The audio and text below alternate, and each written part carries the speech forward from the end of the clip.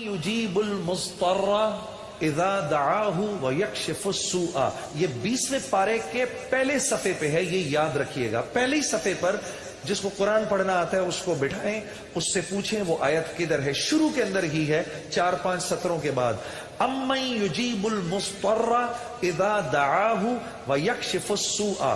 جو یہ پڑھے گا اب سنیے اس کو کیا کیا ملے گا۔ سب سے پہلے کہ اس آیت کو جو ہر نماز کے بعد پڑھے گا، اس کے بعد اگر وہ دعا کرے گا، اللہ رب العزت فی الفور اس کی اس دعا کو قبول فرمائیں گے۔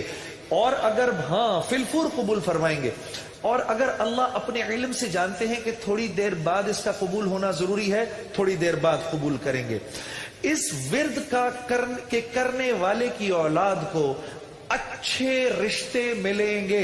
جو اس ورد کا اہتمام کرے گا ہر نماز کے بعد ایک دفعہ، اس کو یا اس کی اولاد کو اللہ اچھے رشتے دے گا۔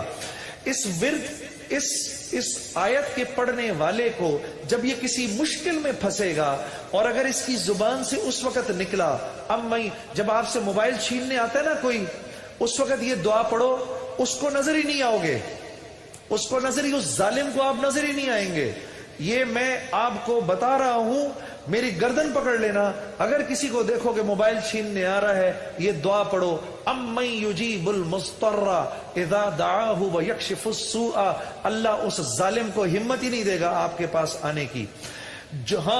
اور اگر کوئی غم مسلسل 6-7 دنوں سے آپ کی طرف متوجہ ہے، کوئی خوف یا کوئی غم آپ کی طرف متوجہ ہے، ماں باپ میں سے کسی کا انتقال، بھائی بہنوں میں سے کسی کا انتقال، اولاد کی طرف سے کوئی غم مل رہا ہے، اس کا ورد بڑھا دو۔ اول آخر 11 دفعہ درود شریف پڑھ کر اس کو 300 دفعہ دن میں پڑھو، اللہ اس غم اور خوف کو دور کر دے گا۔